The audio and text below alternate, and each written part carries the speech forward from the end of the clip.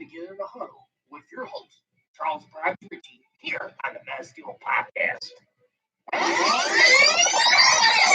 This thing belongs to Mr. Roy. It belongs here, and let's see if we can bring this damn thing back here next year, along with Super Bowl. Here we go. The game is over. The Pittsburgh Steelers did it the hard way.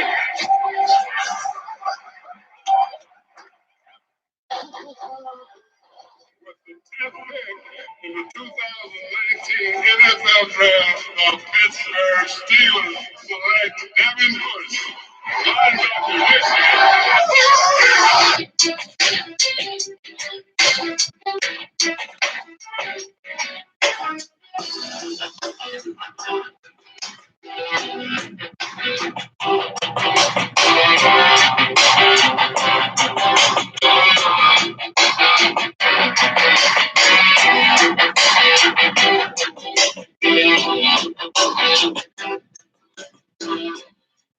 And welcome back, everybody, to this special edition here of the Mass Steel Podcast. Me, Charles Bradrici. It is game day as we are approaching right now, as we are about 3 hours away from kickoff here.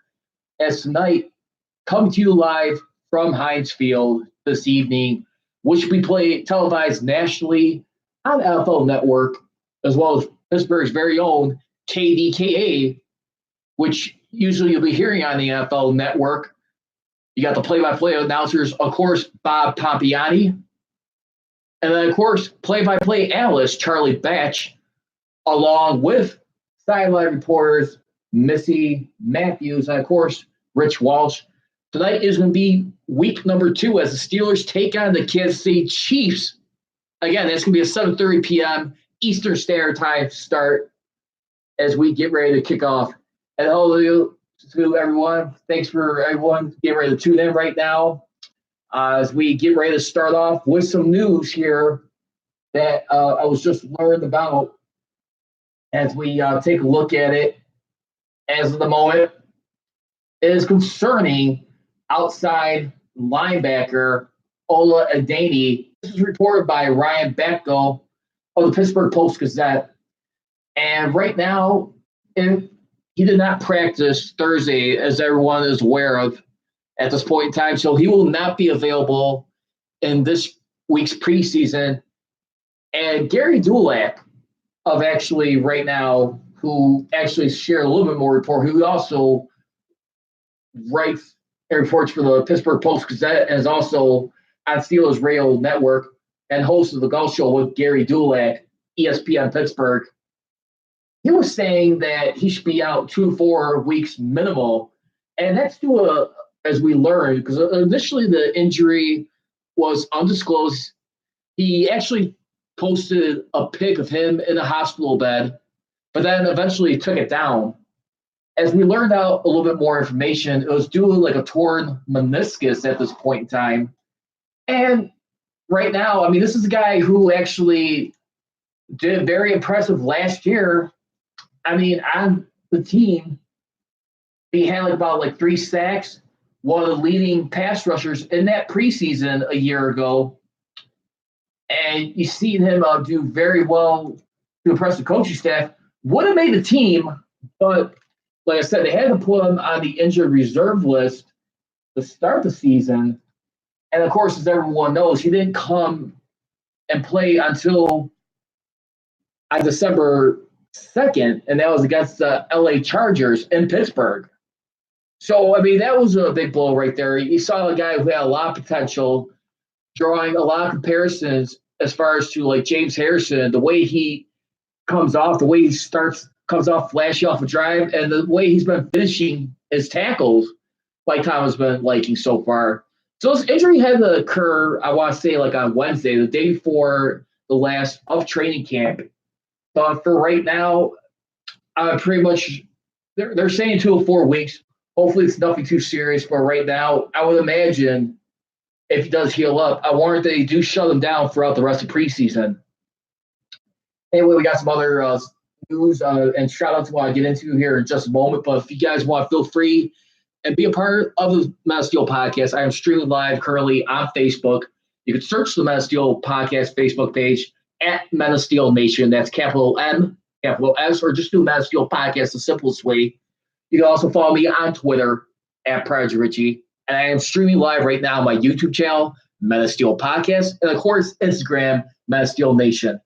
Number to be reached is 312-209-2232. Again, that number is 312-209-2232. As we are getting a little bit closer. Also, too, I want to give a little special shout out right now to former Super Bowl 40 champion, Antoine Randall. He officially turns 40 as of today, as everyone will always remember him for that famous touchdown throw to Hines Ward, pretty much just about sealed the deal in Super Bowl 40, where they got the one for the thumb. As everyone remembers his career, he played 5 of his seasons in Pittsburgh. I mean, during his time here, when you look at it, I mean, he played 2002 for 2005. And, of course, he went over to the Washington Redskins for about 4 straight seasons.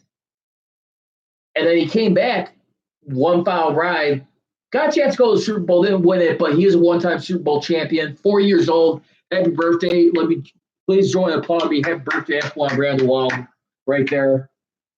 I mean, obviously made the biggest play of his career. Very special right there. And if you look at that offense back in that time, especially under offensive coordinator Ken Wisenhunt, who was with Bill Cowher at the time, remember, they were known for doing a lot of gadget trickery plays at that point in time. And that's one of the things that he'll always, I think, be associated with, if you ask me. When you look up this guy's, as far as what he's meant to that team, the way he's contributed. And he was just an integral part, I think, of that locker room, leadership building. I mean, he wasn't like necessarily like one of the first guys you would see as far as like leadership-wise, but I mean, at the same time, he was definitely a guy who knew his role. He done it well. He made some huge contributions as far as on the team. And that's what's important right now when you really think about it and you get, and it's all said and done at this point in time. But like I said, we are getting ready to go into a game against the Kansas City Chiefs. Kansas City Chiefs, their last game, they defeated the Cincinnati Bengals handily in their first preseason game, 38-17. You saw in there in that game, Patrick Mahomes, defending MVP, had a perfect completion in that game, 4 for 4 for 66 yards, 16.5 yards per pass. No touchdowns in that game, but still, I mean, obviously, Andy Reid's going to take it a little bit easier out of the starters, as what a lot of NFL coaches would do as far as with their star talent right now. And I just want to say right now, welcome to Bill Andrews, 8774. Thank you very much. Welcome to the Masteel Podcast here, as I am also streaming live on Instagram, as you can see. But like I said, I think the biggest thing for right now with the Steelers, and you look at last week's game, what they did against the Tampa Bay Buccaneers, and there's a couple things that stood out for me. What I like to see improve a little bit going into this game, I think rushing the ball could just be a little bit more better. I mean, obviously, we saw Benjamin Snell in that game, who actually got a bulk of the carries in that contest. He had like 13 carries in that game, ran for 26 yards, averaging 2 yards per carry. But however, I think the biggest thing that really stood out for me when a lot of people were still griping, I should say, excuse my word, apologies for that, by the way. But when Le'Veon Bell was being signed on, and the Steelers had to go with James Conner and Jalen Samuels as their running back depth, there's still a little bit of criticism that Conner had, especially throughout the season, that was pretty noticeable, was his inconsistency with catching balls for Ben out of the backfield. And I think that was just one thing that will always resonate in Steelers fans' eyes. I think the guy, when you look at Benjamin Snell, when you look at Benny Snell football, what he brings to the table, and the hunger this kid has got, I am definitely impressed with so far. I mean, he's caught at least 51 yards altogether on scrimmage in that game. And like I said, I think everyone else, I mean, did pretty solid in there. I mean, you also saw it in that game within the running contest. I think Jalen Samuels did a respectable 10.5 yards per average carrying the ball off of 2 carries for 21 yards. And Trey Evans not that bad either. I mean, 5 for 19 yards. I mean, the relative, I think is the brother or cousin of Terrell Evans, but 5 for 19 yards, 3.8 yards per average. I mean, the guy who got the most rushing yards out of those backs was Jalen Samuels, and that was for 22 yards in that contest. So I'm not sure what to expect tonight in Pittsburgh, but I will say this. I mean, the only thing we haven't learned so far, and I'm sure we'll probably learn as we get a little bit more closer to game time, is if we'll see the start of a guy like Patrick Mahomes going into that game. I think that'd be my question right there. Is he get a day off, or is he just go in there for at least what he's got to do? Obviously, you want to keep him healthy in that game, as well as most of your starters. This is Chiefs team right now who's very hungry right now and just did a phenomenal job last week as far as dismantling of the Bengals. I mean, that game clearly handily. I think one of the biggest things, too, where they were just still continuing to be a threat, especially with this Andy Reid offense. 5 for 6 in the red zone, which is pretty darn good. But I tell you what, one thing that has to improve if we are looking for contributions coming off on the bench and the secondaries, players in this game, I think I want to see a little bit more time of possession worked out a little bit more. I think that was the only biggest criticism I had from the Steelers last week, where they controlled the ball for just a little over 27 minutes, while the Bucs had for about 33 minutes. And then, of course, you also had, as far as with the Chiefs last week, they had the ball at least by 4 minutes more nearly than the Bengals did, and about 32 minutes versus 28 minutes rounded off again. So we're going into this game with some stuff here at this point in time.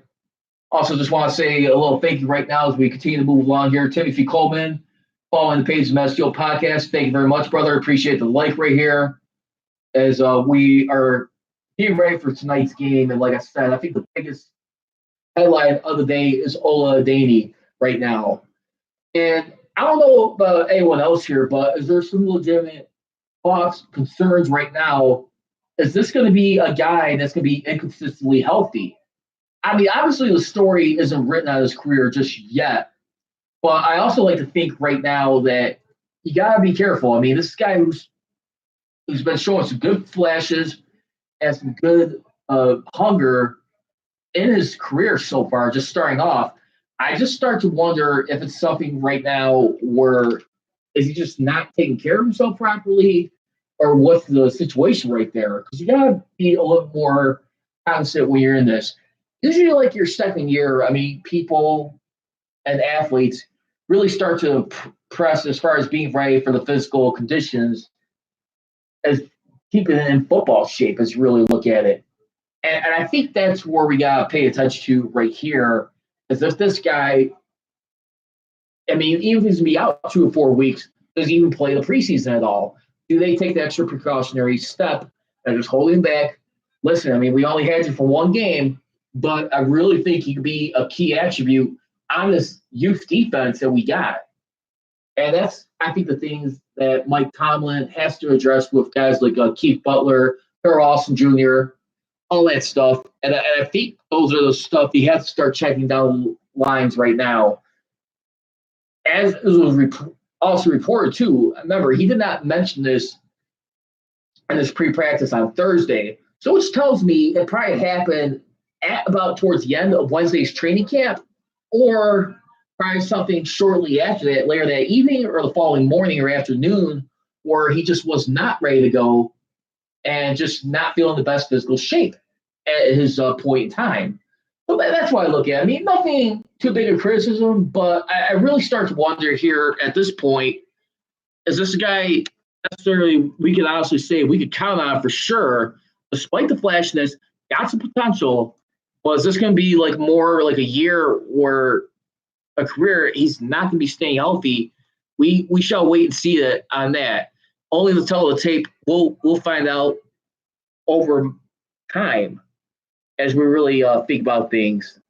And that's all. I'm not trying to throw some shade on anyone right now, but let's just be real. I think we have to be a little bit more cautious to win here as we get ready So, like I said, happy birthday again to Antoine Randall. I mean, you could kind of make an argument, say one of the co-MVPs in that Super Bowl just for making that game-sealing touchdown pass right there off another gadget play that was called by Bill Cowher and Ken Wisnut on the Brady Trust to defeat the Seattle Seahawks in Super Bowl 40. The one for the thumb right there as we get ready to move on here throughout this time as we look at it. But again, I'm coming to you live here from Chicago. Like I said, had a good time in Latrobe this past week. Got a great chance to enjoy the state. Beautiful city and town state in Pennsylvania between Pittsburgh and Latrobe.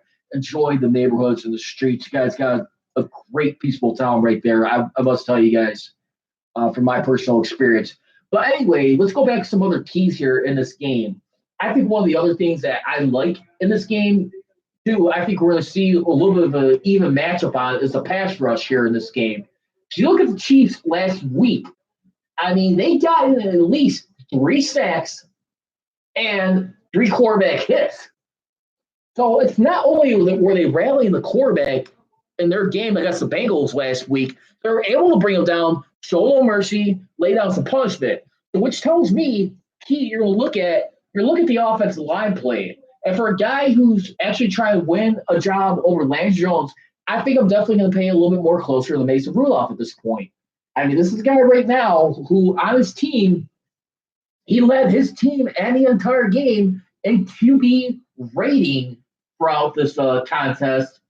When you really looked at it and you saw what he was able to do, he had about 141.1 QB rating. Remember, Mike Tomlin already announced that the game plan for today's game is that Mason Rudolph will be starting, followed up by Joshua Dobbs, and of course, Devlin Hodges. I gotta think right now, that's the thing. I think Tomlin wants to see, give him the next step right now, and where he feels like he's in his football career at this point in time. What kind of confidence has he gained so far when we look at it here? So we got plenty to get into. Like I said, again, number to be reached. If you want, feel free to dial in on this podcast. It is 312-209-2232. Again, that's 312-209-2232. You can also follow me on my social media outlets, beginning with Twitter at Project Richie. You can also check me out streaming live on Instagram, Men of Steel Nation, and of course my YouTube channel, Men of Steel Podcast, as we get ready to move things along here. But yeah, like I said, I think it's definitely got a lot of good excitement here, a lot of exciting energy. I mean, when you look at it, and of course, I mean, I like to see how this defense continues to get in here. I was actually watching on YouTube yesterday, and they were talking about the top 5 defenses according to Rex Ryan, who was with Mike Greenberg on Get Up yesterday morning. And the Steelers were not mentioned in the top 5, and I understand that. But as far as the top defense being that year, he was definitely mentioning at least the Bears as far as number 1. And I remember somewhere along those lines too, you also had the Redskins, the Ravens, Chargers, and the Vikings for his top 5 defenses. I forget which order, but I do know the Bears were number 1, especially considering all the hype that's been around them in this season. I really wonder, to think where they'd be at top 10. I remember there was a list somewhere, but I don't think they made top 10. I think they were 12th overall in that. But I tell you what, I think this is a defense right now. I mean, don't get me wrong. I mean, we're probably still see a little bit of hiccups. And I think the only reason why they're probably not getting enough of their respect, you probably looked at a couple of games last year where you blew some leads down the stretch. I mean, talking about against the Chargers, I mean, even though you had a commanding first half, 16-0 at one point, and then also just giving up drives against the Raiders, the Saints, all those teams right there. I mean, you look at it and you start to wonder, why no respect in that one? I think that's probably the main reason why. I mean, you look at those collapses right there. Those kind of reminds me of the 2009-2012 season where you had some leads late in the game, weren't able to finish the deal, and look what happened. Pie in the face, and pretty much ultimately cost them the playoffs in their season right there. So I got to think right now, too, and this could be another interesting week, too. This is also going to be the first week without wide receivers coach Daryl Drake. And also, by the way, too, before I forget, they also announced too that for this year, speaking of Daryl Drake, who's also been a long-time assistant of Lovie Smith as well as a receivers coach for his entire tenure for 9 seasons when he was with the Chicago Bears, and also all his collegiate years, including where he paired up with Hines Ward in Georgia, who he actually recruited there, by the way. They're going to be wearing this year behind the helmets on the back right-hand side of the helmet, DD, the initials of Daryl Drake. Very class act by the Steelers right there. I saw it on Twitter by Misty Matthews, who actually put that out on Twitter. Remember, again, she can be followed at Misty_Matthews when you look at it. And I think that's just definitely a class gesture by the Steelers, showing what kind of brass they got and what they just do. I mean, this is always a team that will be remembering that theme. We are family. This is a more unified team, as we can see right now so far throughout the practices.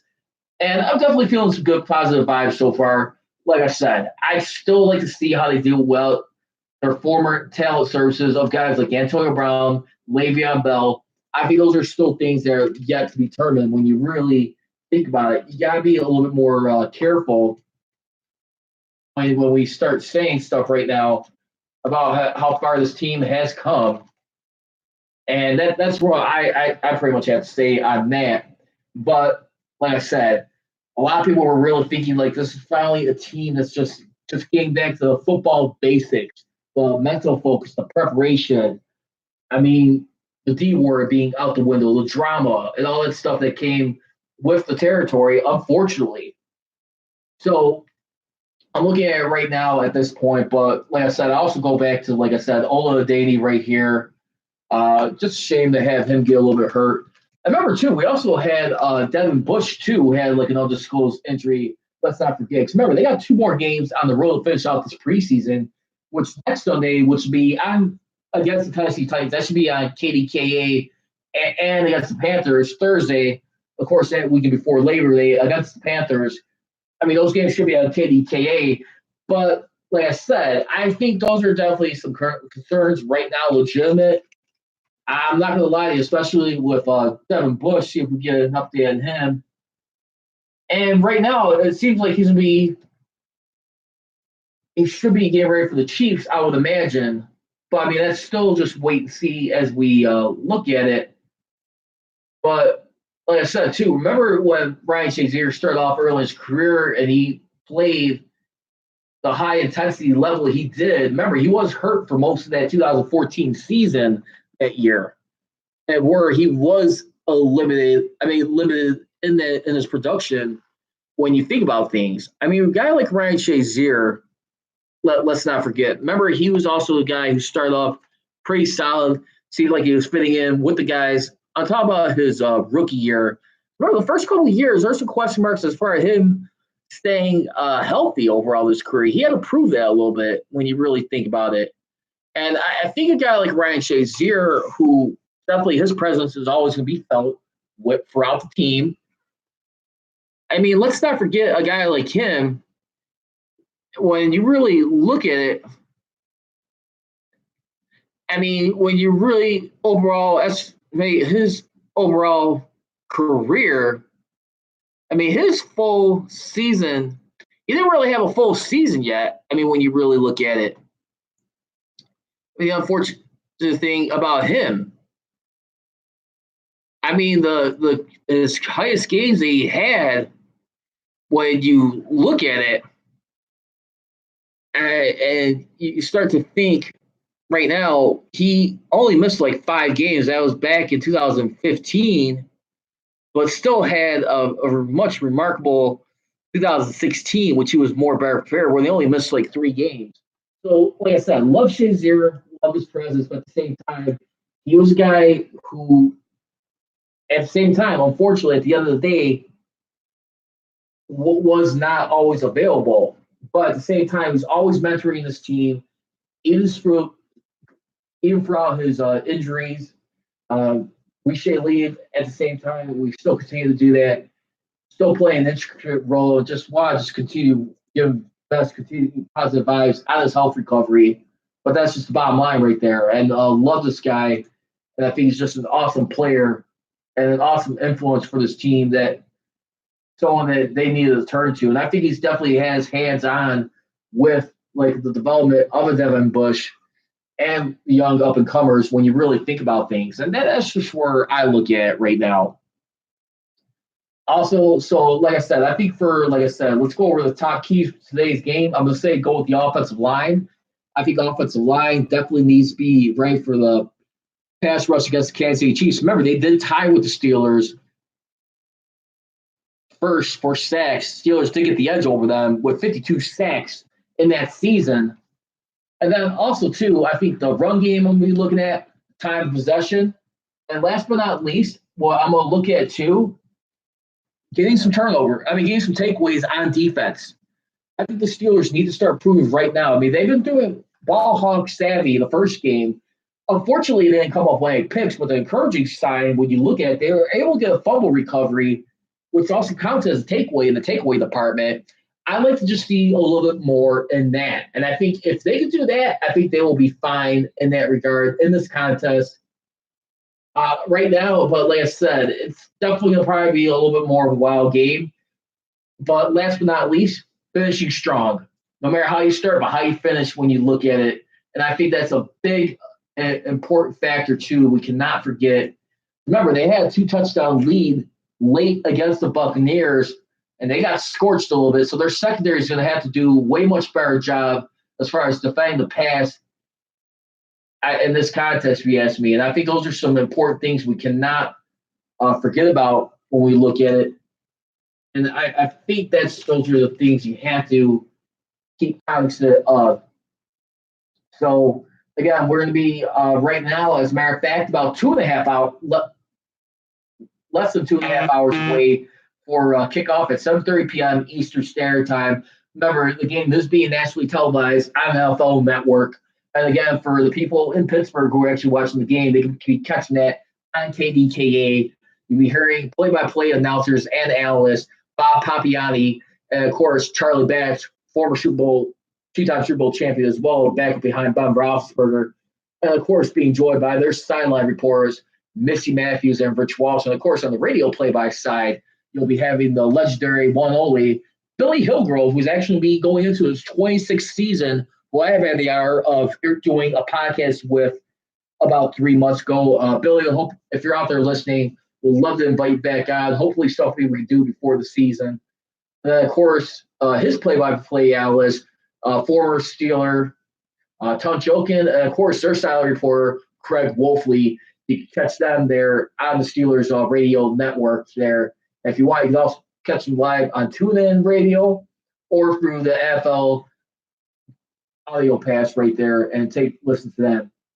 So let's get ready for an exciting week number 2. I'll be giving my thoughts a little bit later on. More than likely by tomorrow morning, about tomorrow afternoon sometime. I'll say about like 1-2 o'clock Central Time. I'll give you my thoughts and review on this week's game, what to expect for next week, and some other headlines going into this. And then we'll resume back the normal schedule on Mondays and Wednesdays, Mass Steel podcast. As always, I like to bring it to you live as best I can as we get ready for another exciting game day, Saturday night thriller, Steelers Chiefs throughout that. And then, of course, if anyone's got some free time too, check out an MMA pay-per-view. We'll see if I can try to sneak that in. UFC 241 coming from the Honda Center in Anaheim, California, featuring the main event, heavyweight championship rematch between defending champion Daniel Cormier against Stipe Miocic, a rematch to the making from a year ago. Stipe's been involved in one fight since then, defending his title, while Miocic has been out for a year. And then you got the co-main event, return of Nate Diaz, who's been MIA for about 3 years, making his first fight back against Anthony Showtime Pettis. As far as tonight's game, I'm going to predict right now, I'll probably go with Steelers loss in this one, more than likely. To be honest with you, I think just the Chiefs are just a little bit too quick, but we shall wait and see. Hopefully I'll be eating some crow on that tomorrow. But as always, leaving, don't be trolling, be rolling. Here we go, Steelers, here we go. I go.